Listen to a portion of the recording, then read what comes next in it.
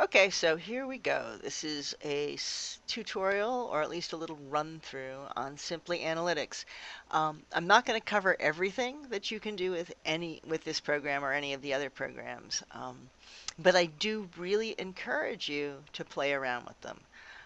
These are important tools, but even more than that, perhaps the most important thing I or any other professor can teach you is that you've got to teach yourself, because I have no idea what tools are going to be available when you graduate. Um, I'm not even exactly sure what sort of information will be available when you graduate. So the ability to look at a tool, read the tutorials, look up more information on the internet, and sort of muck around with it enough until you know how to use it is really, really important. So that's enough on that. Let's get into Simply Analytics. So you log in, right? There I am, logging in.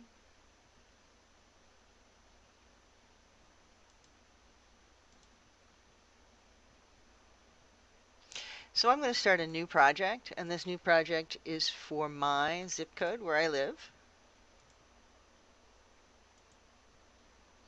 And the variables they add automatically are household income, education, and housing, which may or may not be what I want. But what I will tell you is what I don't want is the map view. I want a date. I want a comparison view.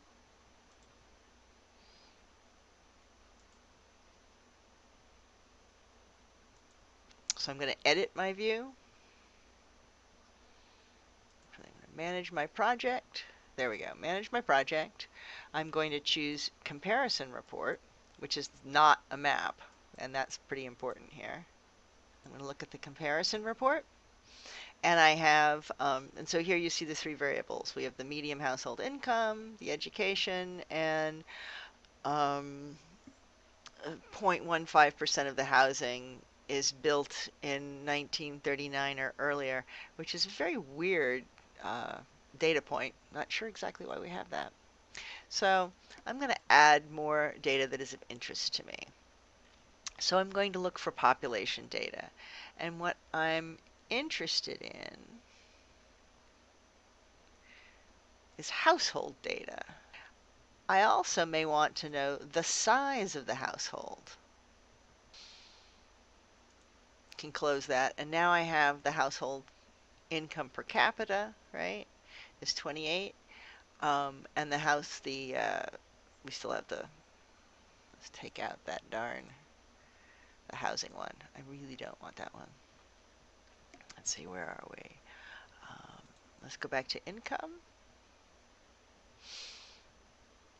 Median household income, okay, average household income perhaps.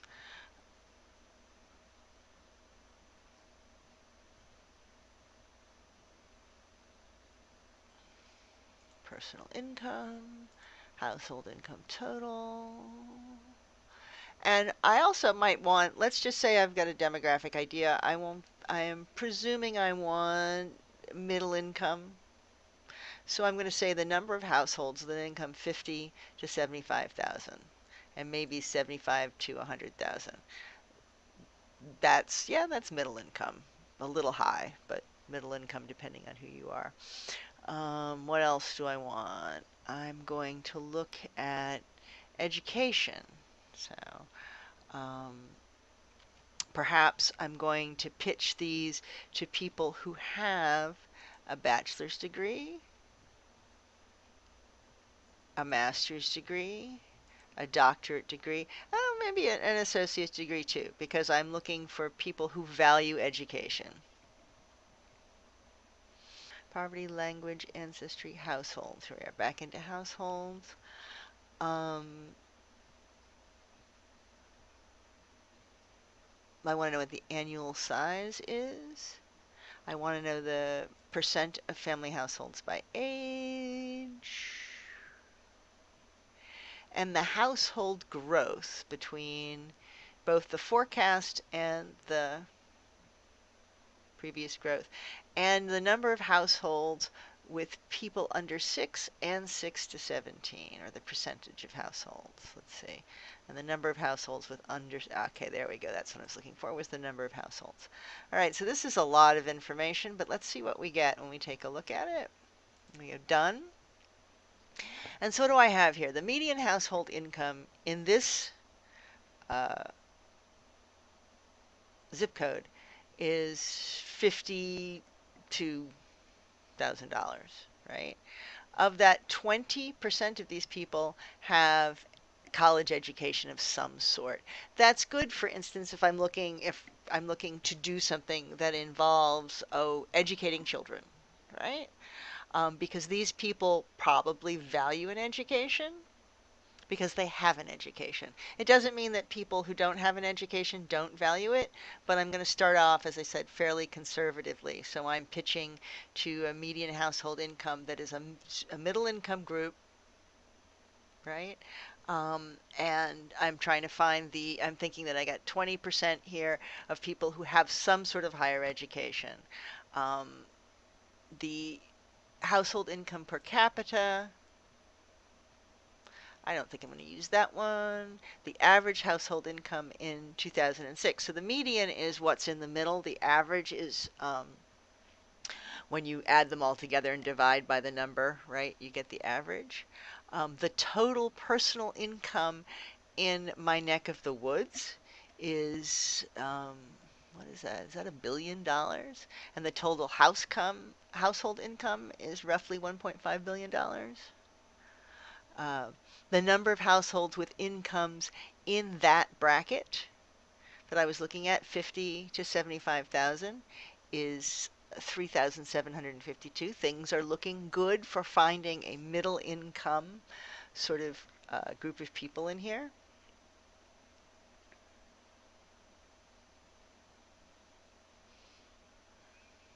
I'm going to go down here into household average size is 3 people.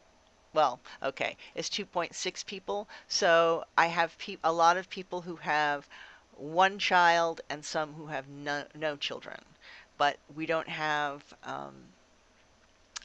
a lot of families with multiple children, right? Um, this is the one, household growth.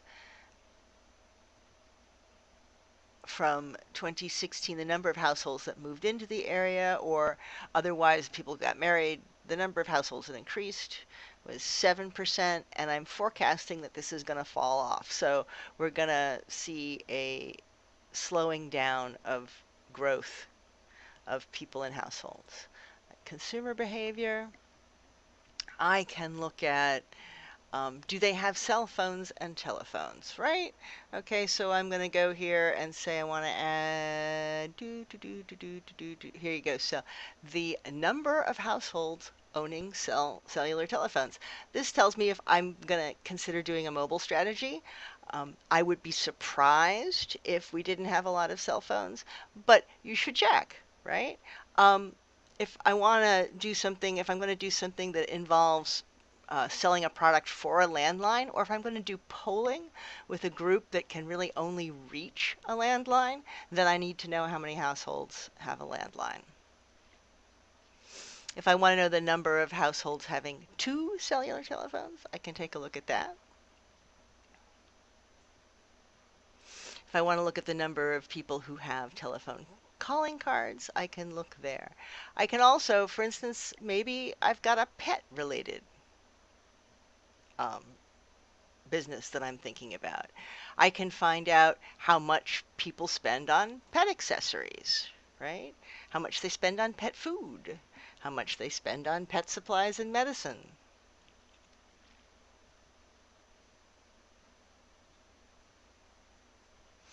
Let's see, technology.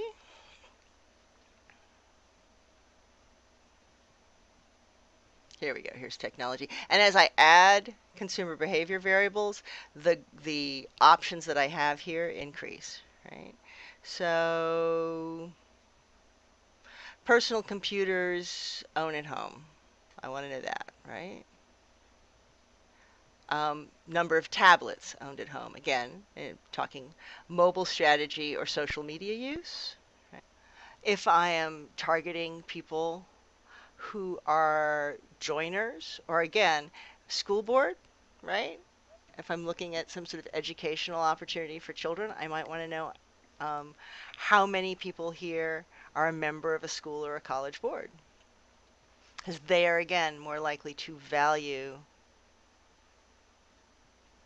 education. And so you can see we've got travel. Um, and then when I'm done, I close this. And you can see the information is going to all end up here.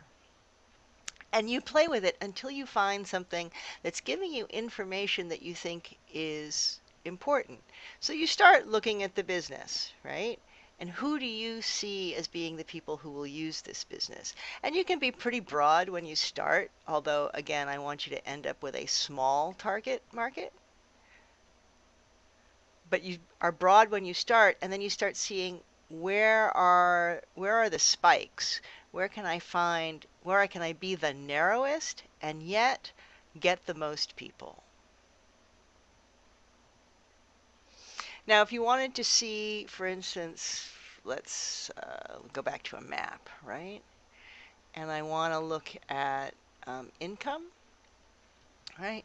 Let's say that I was doing something that required a very high income group of people, right? And what do I see here? As I zoom out, right? Where are the rich people? Well, in Florida, the people making between 65 and 144,000 are in West Palm, and they're really in the Naples area, right? I mean, and we all know there are very, very wealthy people, particularly on the east coast of West Palm Beach. But if we were curious about that, we could certainly see it here. I mean, that's where Margot Lar is, where our president owns a home, right? And there's a lot of pretty wealthy retired people in Naples and Marco Island, right around here, with waterfront homes. And as we zoom in, we can start to see here, right, that again, it's West Palm Beach is pretty wealthy. But then this is the sort of the western suburbs here. Also are pretty wealthy, 75,000 and above. As we zoom in, you'll get more categories, so you'll be able to pinpoint more accurately where sort of a high income audience is. So that's another way to use Simply Analytics. For instance, if we look at, here's my little zip code, right? If we zoom into my little zip code, what we see is right here is Lighthouse Point, and this is actually all Lighthouse Point here. Very, very wealthy little enclave, right? These houses on the water here are maybe a couple $1 million. And this is also a pretty affluent area there. Uh, we come over to where Professor Marsh lives, past the park. Um, and we see that it's a more moderate income. In fact, actually, if we look right down here, how moderate will it be? I can see my neighbors that this is a apartment complex that I know about, right? But we're talking in the mid 50s, right? And I know that over here, when we go across North Dixie, we hit some lower income areas. And by lower income, I mean 40 to 53. These are um, medium income uh, families, but they probably don't have quite as much to spend on a luxury item, right? So this is another way. If you're looking for a place to put a business, right, you can use the map that way, which is kind of cool. Um, but for the purposes of what I asked you to do is put in the zip code and then start looking at some of the category data and pull it up, manage project, in a comparison report view. I don't want to, it's not that I don't want to recommend you, it's that I don't want to do it right now. I have my comparison report, and there it is. So here you're going to get some information. If you want, you can export this to an Excel format. If you want to do a bunch of these, save it out to Excel and start removing things that are not of interest to you, right? If you have questions about what the categories are, right? There's a help center.